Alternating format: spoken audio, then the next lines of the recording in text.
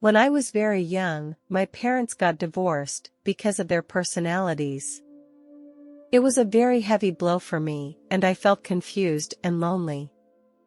I started to become introverted and not good at expressing my feelings and emotions. I often thought that if marriage would be so hard for people, then I would rather not get married. As I got older, many couples around me had conflicts and problems. I feel that marriage is a very complicated relationship that requires a lot of energy and time to manage. I was afraid that I would not be able to handle such pressure and challenges. However, everything changed when I met my husband. He is a very wonderful person. He was able to give me a lot of security, which made me feel that I could trust him and share my life with him. We began to get to know each other and gradually developed a deep relationship. Eventually, I decided to marry him at the age of 36. Although we have had our share of problems and challenges, we have always been able to overcome them together. I am very glad that I made this decision, and I feel that I have found true happiness. A year after we got married, I got pregnant. My husband and I were overwhelmed with excitement and happiness, because it meant we were about to have a child of our own. My family was just as excited, and everyone was excited and anticipating the arrival of a new baby. However, when labor started, everything became extremely difficult. My cervix did not dilate properly, causing me severe pain. I felt like my body was reaching its limits. Despite the doctor's efforts to help me, the situation did not improve. As time passed, I began to feel unconscious, and it seemed that I could no longer bear the pain and suffering. In this situation, the doctors kept taking steps to hopefully relieve my pain. During this difficult labor, I was in a constant state of panic. I didn't know what was going to happen next. Suddenly, I emerged into a darkness. I felt like my heart was stopping.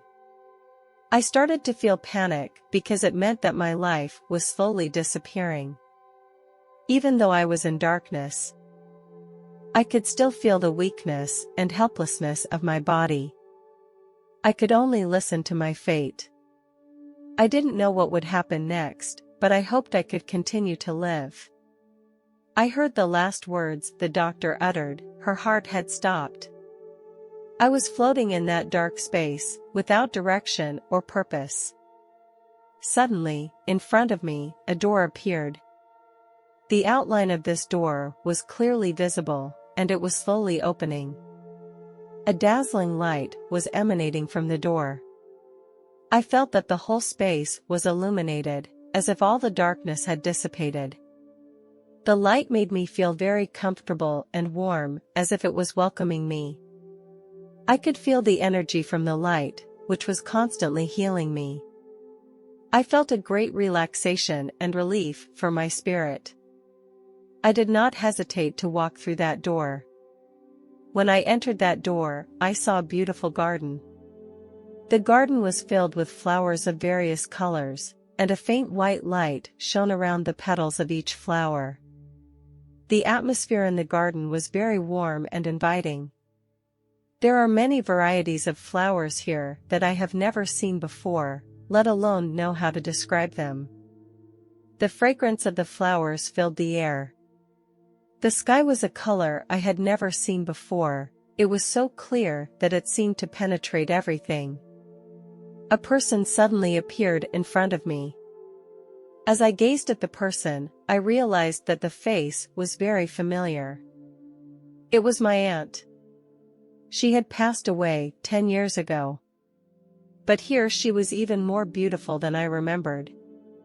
My aunt looked at me with a smile. I also saw the rest of my family. My great-grandfather died before I was born, but I know it was him. I could feel his love and attention.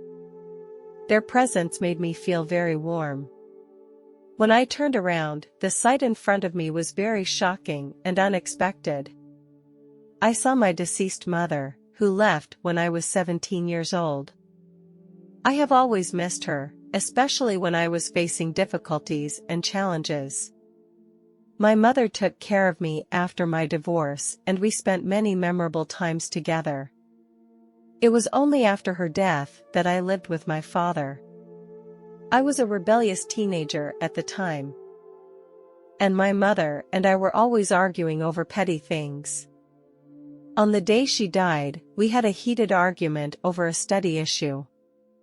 At that time, I was in my rebellious stage and always felt that my mother could not understand my heart. During that argument, I said to her, "I hate you," and I said a lot of things that hurt her. In the evening, I quietly packed my bags and secretly left home. The next morning, my father reached out to my teacher. My father told me that my mother had died in a car accident. I couldn't accept the news at that time and couldn't forgive myself for what I had said to my mother. I later learned that my mother found out that I was not at home shortly after I left. She drove around outside looking for me. But on the way, she was involved in a serious car accident. When I recall that moment of grief, I still can't calm down. I said so many hurtful things to my mother when I got into an argument with her. Now I know it was the stupidest thing I ever did. My mother left so suddenly, and I never thought she would leave me. I didn't have a chance to apologize to her and let her know that I really loved her. This incident made me feel guilty and lost. Whenever I think of the argument I had with my mother that night, I feel very regretful. Later, my father always reassured me that it was not my fault.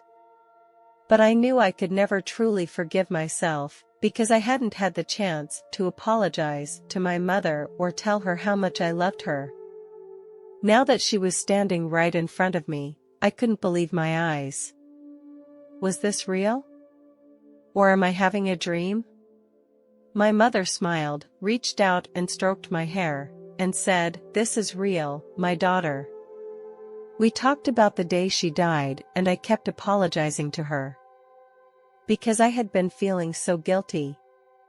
My mother reassured me and said, "No, it's not your fault. It's just that my time has come and I have to leave."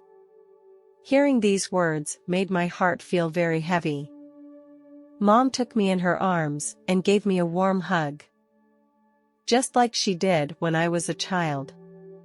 I felt myself surrounded by a strong force that made me feel very warm. At this moment, I felt that the heavy burden inside me was soothed. Here, I couldn't feel the presence of time, and we continued to talk. I asked my mom if she was angry with me for something I had done before. She replied, "No, those things don't make any sense here." She finally told me that she would be here for me, but that I had to go back now, because my time was not up yet. I told her that I didn't want to go back, and that I wanted to stay here with her. She gently patted my hand, then told me that my mission was not yet complete and that I needed to return to Earth to continue my journey. I would have a healthy son, a child who would need my company. Then my mother reminded me that her marriage to my father had been a failure, and she knew the damage it had done to me. But she still wanted me to find my own happiness. She gave me some advice about marriage. She told me that I must trust each other in marriage and be more tolerant. Don't be like her and my father, who were suspicious and hurtful to each other. I was grateful for my mother's advice and promised to work hard on my marriage. After I hugged the other relatives goodbye, I curiously asked my mother how I should go back. My mother gently told me that she would drive me back. As we walked in the garden, we talked about many things from my childhood. I remembered a funny thing. At that time, I was about 8 years old. My mother made me wash my hands, and I accidentally dropped the soap in the toilet. I was afraid of being blamed, so I threw the soap box into the toilet too, hoping to cover up my fault. As a result, the whole toilet bowl was clogged. My mother and I both laughed out loud. Soon we came to the front of the door. I slowly walked toward the door, feeling an inexplicable wave of sadness well up inside me. My mother stood beside me and hugged me tightly. Her eyes were full of love as we parted. She told me that whenever I needed her, I could think of her and that she would always be there for me. I assured her that I would live a good life. Finally, my mother kissed my forehead and gently patted my shoulder. Then, I walked through the door. My mother slowly disappeared from my sight. When my soul returned to the hospital, I saw myself lying on a hospital bed. There were several doctors and nurses standing around. They were performing a cesarean section on me. At this point, I began to feel scared because I didn't know how to get back into my body. I began to look for a way to reunite my soul with my body, but everything was very difficult. I closed my eyes and started praying to God. I hoped that God would help me. My son still needed me. My prayers were answered by God. I felt my soul return to my body. At first, my body felt a little heavy, but it soon adjusted. When I opened my eyes, it was noon the next day. My family was very happy to see me wake up. I noticed my husband hiding next to me, secretly wiping tears from his eyes. This made me feel warm because it was the first time I had seen him shed tears. I asked him what had happened. He told me that I had lost so much blood during the delivery that there was a time when my heart stopped beating. When I saw my son for the first time, I was so excited. He was lying quietly in his crib and looked so cute. I gently approached him and tried to touch his face. His skin was so tender. His hair was very soft, like sheep's wool. His eyes were tightly closed and his little nose was slightly wrinkled, as if he was dreaming. I looked at him and kept weeping. At this moment, I felt very happy. Now I am sitting quietly in the living room, looking out the window, and I can't help but feel how fast time flies. In 10 days, it will be my son's 18th birthday. Looking back on the process from his birth to now, my heart is full of emotions. He is a very obedient child and very kind, always willing to help others. I feel very happy and proud to see him grow up. However, I often think of my mom, who was a very important person in my life. Although she passed away a long time ago, I still feel that she is by my side, always watching over me and my family in silence. I know that she has been waiting for me and that we will be together again in heaven. I will return to her someday in the future. This makes me feel very warm and comforting, and makes me appreciate every day in front of me even more,